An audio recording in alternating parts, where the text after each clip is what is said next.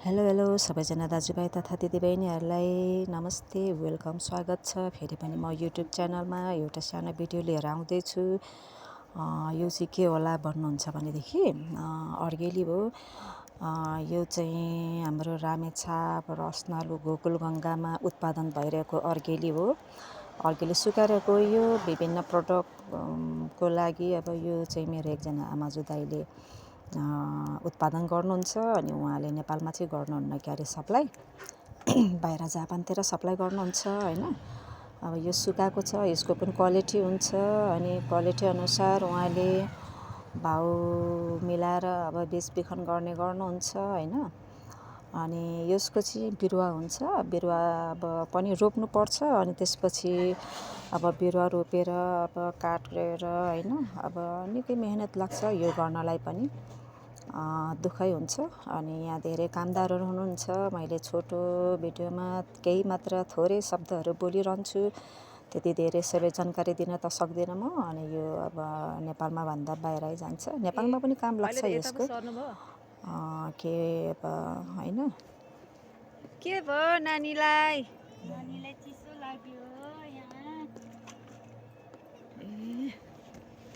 कहिलेदेखि गर्नु भने यो गरेको भयो होला, एक हप्ता जस्तो।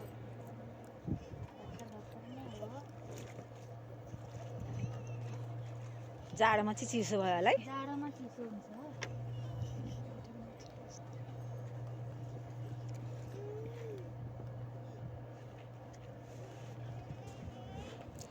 नेपालमा चाहिँ यसको भनौँ अब नेपाली कागज हुन्छ। अब नेपाली कागज पनि एकदमै महँगो हुन्छ।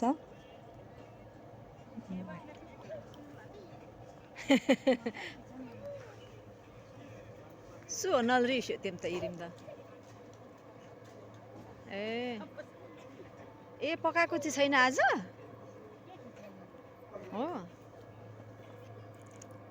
ए केसोगा बामको केसोगे अर्को मधेस चल्छ रहेछ नि त, भिडियो चल्दैन नि त। नेपाली कागज अनि विभिन्न हुन्छ। अब थम्सुकहरू लेख्नेदेखि लिएर ठुलो ठुलो अब भनौँ न ठुलो ठुलो अब सबै कामहरूको लागि अब के गर्ने लेख्ने अब एकदमै अब के भनौँ न पेपरहरू अलिक छिटै बिग्रिने हुन्छ, किरा धुलेले खान्छ यस्तै के भन्छन् त्यस्तो चाहिँ नहुने। यो चाहिँ फेरि पकाउने उस हो। उस भन्नाले अब टिनमा पकाएर पानी हालेर आगो जलाएर यता यो चाहिँ यो यत्रो थाक चाहिँ हो, त्यही अर्गेलीको थाक हो। घान हो, घान भन्ने अब त्यस्तै के भन्ने हैन। घान अब हालेर चाहिँ उहाँहरूले पकाउन लाग्नु भएको छ। पकाउनको लागि अब रेडी तयारी भएको रहेन। अनि त्यसपछि पाकिसकेपछि पल्लोपट्टि अब सेतो अब बोक्रा खुइलाएर चाहिँ अब त्यसको काठ चाहिँ दाउरा बाल्ने काम हुन्छ। त्यो पनि प्रयोगमै आउँछ दाउरा बाल्ने काम। अनि त्यसपछि त्यसको त्यो बोक्रालाई चाहिँ अघि उतापट्टि महिला दिदीबहिनी दाजुभाइहरूले